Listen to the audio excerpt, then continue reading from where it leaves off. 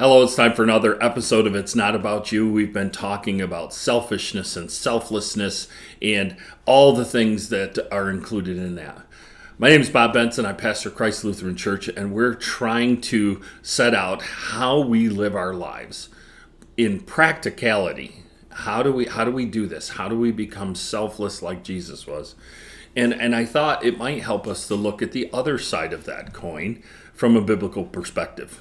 There are some characters that are laid out in the Bible that were completely selfish in the way that they acted.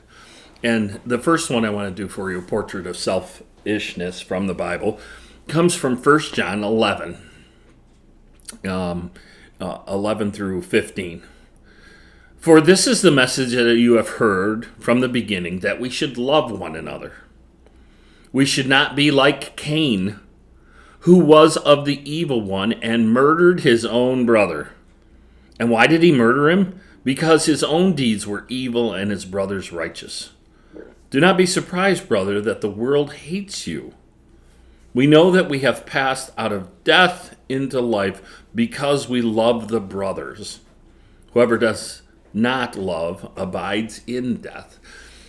Cain was selfish. He was concerned more about his performance than his brother's performance. And when his brother's performance outdid his performance, he became angry and he murdered his own brother. We have to be very careful that our selfishness, our own position, our own status isn't what drives us. And he couldn't be more unhappy that his brother did better than he did. I know people get really upset when others perform better than they do. And I am happy when somebody performs better than I do. I rejoice in that for them. We don't become jealous of them. That's very selfish. We're self-serving in that. And when it drives us to act on that, that's where we cross the line into evil. When we think about it, and then when we act on it. We are called to be selfless. Can we rejoice with those who rejoice, weep with those who weep, and be selfless in it?